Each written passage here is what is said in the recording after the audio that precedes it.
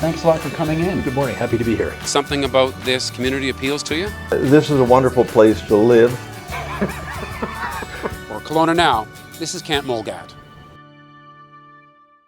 And we're joined by former city manager Ron Mattiussi. Thanks for coming in. No problem, Ken. This has been a really interesting election, and I'm glad to have you in here, but I'm going to start with a full disclosure. You have come out and endorsed one of the mayoral candidates. Yes, I have. So that's out there, but I think there's a lot of other things we can focus on. Sure. Because I think at this stage of the campaign, most voters have probably made a pretty firm decision who they like for mayor. But at the same time, I think a lot of them will walk into that ballot box, even on Saturday, still not sure which way to turn for council members. So do you have any sort of broad advice as to what they should be looking for in a candidate to support? Well, I think it's really important, and I guess I've seen it all over the years. People actually have taken the time to have an understanding of what local government does. It's certainly, as a city manager, it's sometimes quite humorous to sit back and to listen to what people think they're going to do as city councillors, and you realize they haven't spent 5 seconds looking at what the job actually entails. And thankfully, most of those people never get elected. But if they did, they would be in for a big shock. You're part of a team. There's 9 votes. Job of the city councillor is to do their homework, to meet their constituents, to take the information, to take recommendations from city staff, from community, and make that decision. And if something's really important, to try to influence and work with. I mean, they're not ministers with portfolios. No. You don't run the police The department. best they can do is maybe nudge an issue in a direction that matters to them. That's right. And in a lot of, as a corporation, I mean, the city is a corporation, 900 employees. We don't just build roads because this year we sit there at the dartboard and say we're going to build these. There's 10-year capital plans. So a lot of the parks, the roads, the buildings, those are actually in plans. Now, council as a whole could amend those and change the order, change the priorities, and they do. But to walk in and say, well, I'm going to build a park in this neighborhood.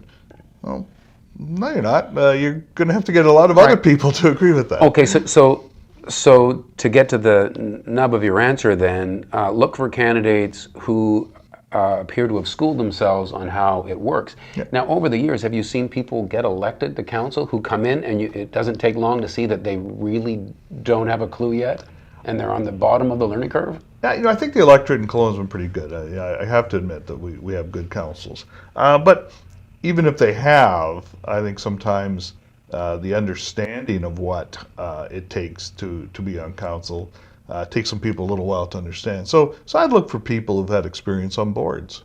Right. If you sat on a board, a volunteer board, the United Way, some kind of a board where you understand that there's staff, there's budgets, there's boards, board makes policy decisions.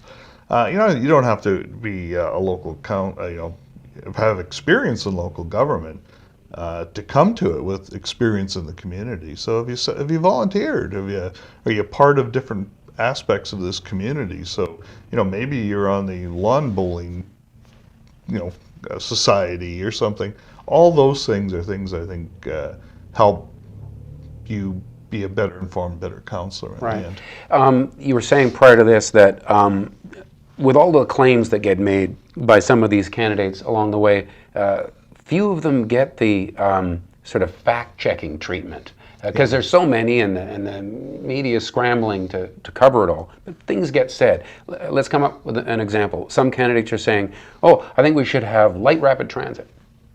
So do you think that sort of, is a realistic idea? No, I don't. Not in the short term.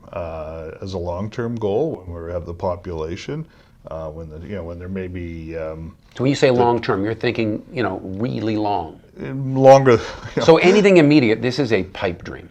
I think so. I think there'd have to be again, what's the problem you're trying to solve? Where are you trying to, you build these things to move people from A to B. Particularly LRTs. You can move a lot of people in a lot of buses, a lot of multiple nodes around this city. But once you fix that line in place, that's where it is. And So you look at Vancouver, it's taken billions of dollars for Right. even compared to New York, for a fairly simplistic system in place. So I think it's laudable to push for more transit and better transit. I think it's important to save corridors. But you look at the last spend in Alberta, where they spent again, it was 400 billion, some ridiculous number, $4 billion in Edmonton or whatever the province gave to extend some lines. Yeah. And they have the population base. So what I believe makes it difficult is the population base, the technology, really- and where people want to go. So your suggestion might be not to mark your ballot thinking you'll have light rapid transit in the next few years. No, That's not likely I highly to come. doubt it. Yeah. So this homelessness issue, Right. probably the preeminent issue in the campaign. Rightfully so, do you think? Should it be at the top of the list? Certainly, it's the most. It should be, because it's in the face of our citizens. I think there are other issues that are, over time will be more pressing, but are not necessarily on the surface. But certainly, I think it's an issue. Now, the problem with the issue, it's local government bears the burden and the impact. Other levels of government are the responsibilities Right. to deal with.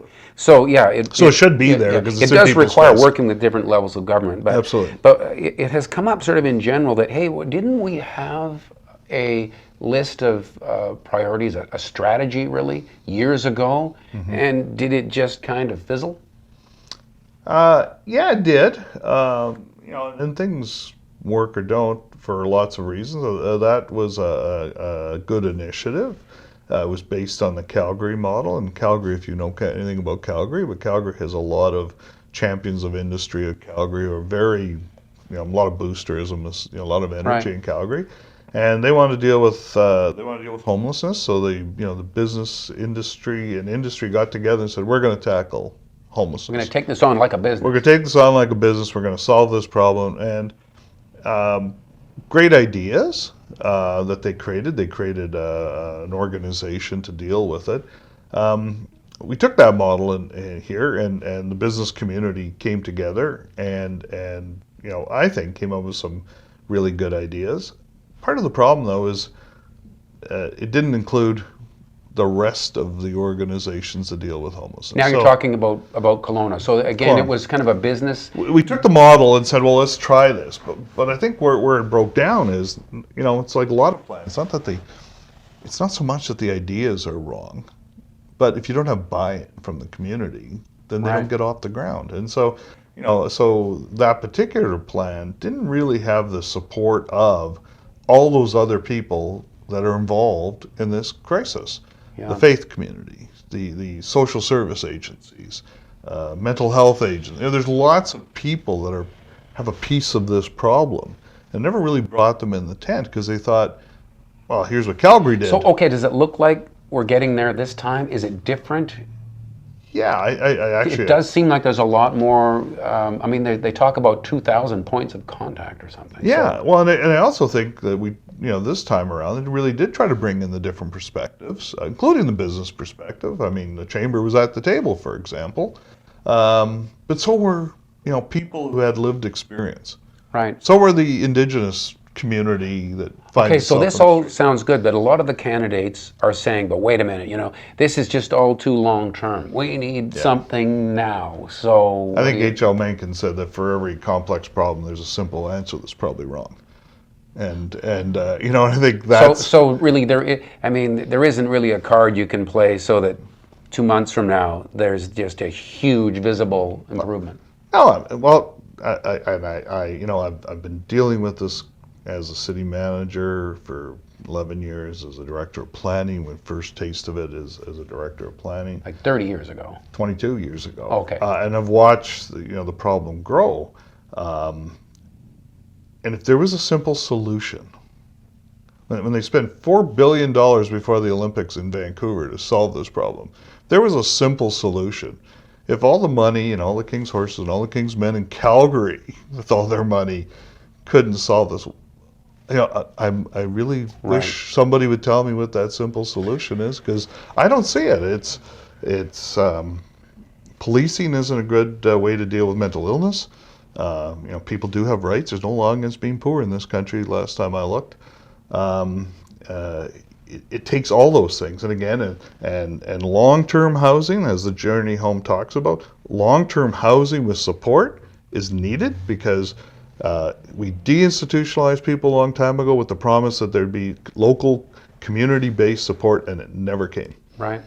So we need to build up that infrastructure, extremely costly and long-term.